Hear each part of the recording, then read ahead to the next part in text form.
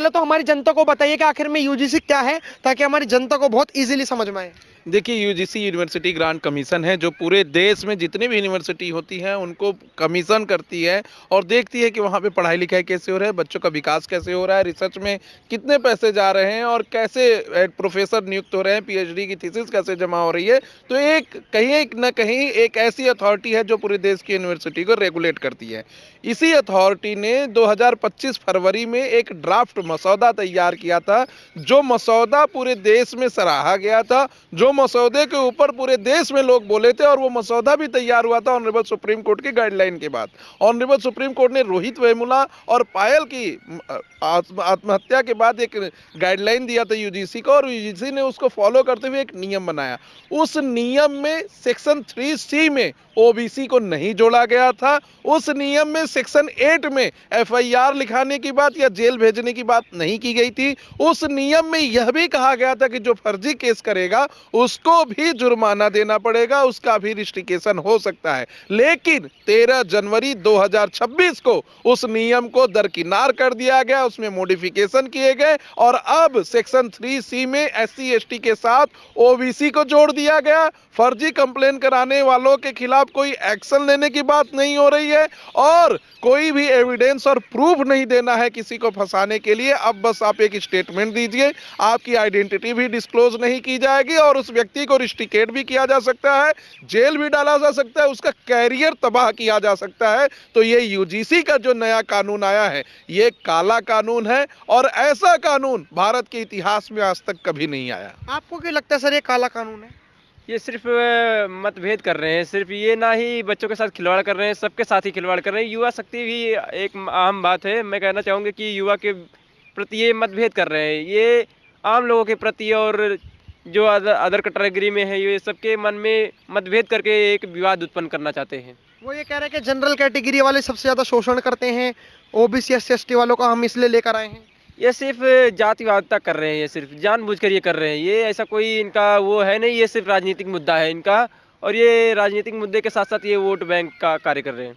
आपको लगता है कि जो जनरल कैटेगरी वाले होते हैं वो माथे पर ठप्पा लेकर पैदा होते हैं कि ये अपराधी हैं और इनके लिए लॉज ऐसे होने चाहिए? क्योंकि जिस तरीके से हम सेक्शन, अच्छा एक चीज़ और है, ये अपराधी वाला तो मैं कंटिन्यू करूँगा ही, लेकिन एक चीज़ और है, भाजपा सरकार खुद ये बात कह रही है कि देखो ये यूजीसी जो है ना, अब पहले जो 2012 में जो कानून थे वो अगर अपराध कर रहा है जातिगत भेदभाव तो उसको सज़ा देने के लिए थे, उसको हम सज़ा दिलवाएंगे।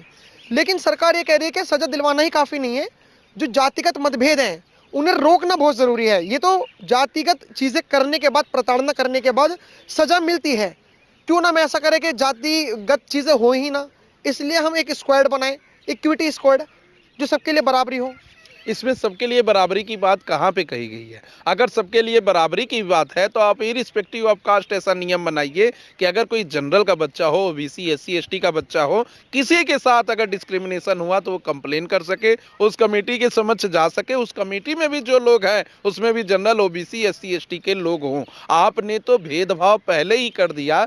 3C को जब आप पढ़ेंगे तो सिर्फ एससी एसटी के लोग रहेंगे, जब सेक्शन 6 को पढ़ेंगे तो कमेटी में भी लोग एससी एसटी ओबीसी के रहेंगे। तो आप कैसे यह मान सकते हैं कि जनरल के साथ भेदभाव नहीं होगा? एक सबसे बड़ी बात आप सोचिए कि कोई जनरल की महिला है, कोई ब्राह्मण है, ठाकुर है, बनिया है, उसको कोई ओबीसी और एससी एसटी का लड़का जाता है, अप्रोच करता है, उसको आई लव यू बोलता है और उस लड़की ने अगर मना कर दिया तो वो लड़का कंप्लेन कर सकता है, इसलिए कि हमें जातिगत बात बोली गई, हमें काला गोरा बोला गया, हमें यादव या पटेल बोला गया, और यह कहने के बाद उसको जो है जेल भी हो सकती है, लड़की को उसका कैरियर तबाह हो सकता है, उस लड़की को भी जेल जाना पड़ सकता है। तो क्या आप यह मानकर चलेंगे कि आज़ादी के 75 साल तक अभी तक सामान्य वर्ग के लोग सिर्फ शोषण ही करते आए हैं? क्या आप यह पूरे समाज की संरचना जो कॉलेजेस की है उसको खत्म करना चाहते हैं, जहां ओबीसी एससी एसटी जनरल के लोग बैठकर बातें करते हैं, अपने विचार का आदान प्रदान करते हैं और डिस्कशन और डिबेट करते हैं? कैसे कोई बच्चा डिबेट और डिस्कशन करेगा? उसको डर लगता रहेगा कि अगर उसके मुंह से कुछ भी वाक्य निकल गया तो आप उसके खिलाफ कंप्लेन कर देंगे। यह पूरे देश में माहौल को खराब करने की एक साजिश रची जा रही है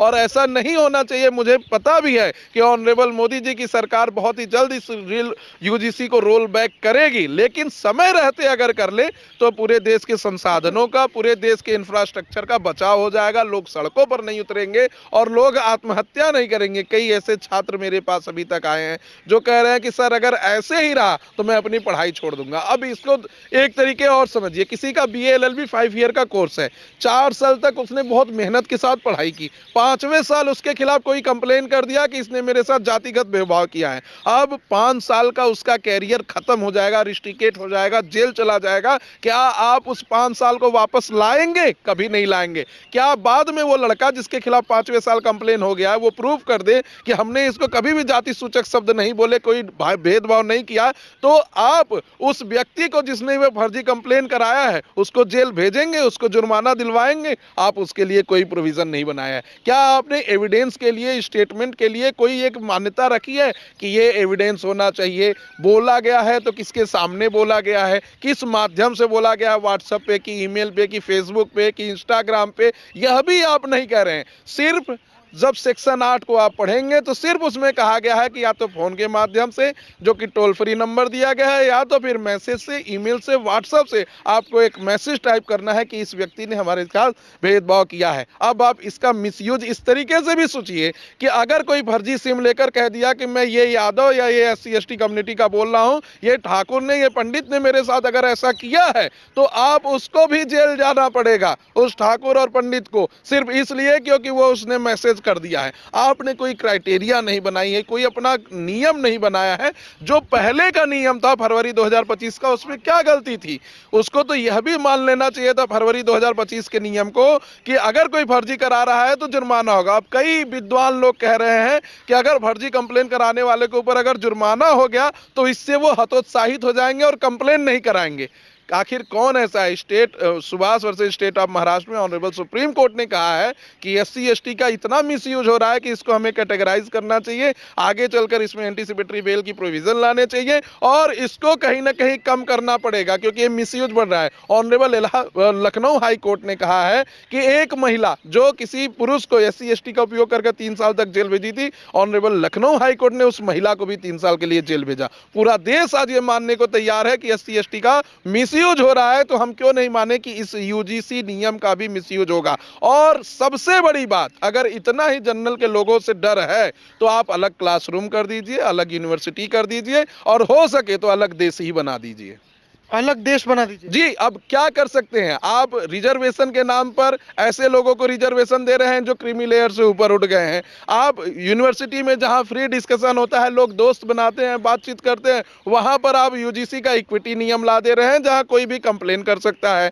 आप एजुकेशन में, रिजर्वेशन में, प्रमोशन में, सर्विस में, हर जगह रिजर्वेशन दे रहे हैं, तो फिर आखिर लोग जाएंगे कहाँ? इससे अच्छा है कि आप एक फरमान जारी कर दीजिए और ये कह दीजिए कि आप लोग ये दोस्त छोड़ के चले जाएं, सब बाहर ही चले जाएंगे, वो ज्यादा सही रहेगा। अब जैसे JNU में नारे लगते हैं, भारत वो ब्राह्मण बनिए ठाकुर चोर और भारत छोड़ो, जी। मनुवाद, ब्राह्मणवाद से आज़ादी, इन सब चीज़ों को, नारों को लेकर भाजपा के लोग कहते हैं और तमाम जो अपने आप को राष्ट्रवादी बताते हैं वो कहते हैं कि ये देशद्रोही नारे हैं, ये JNU में नहीं लगने चाहिए।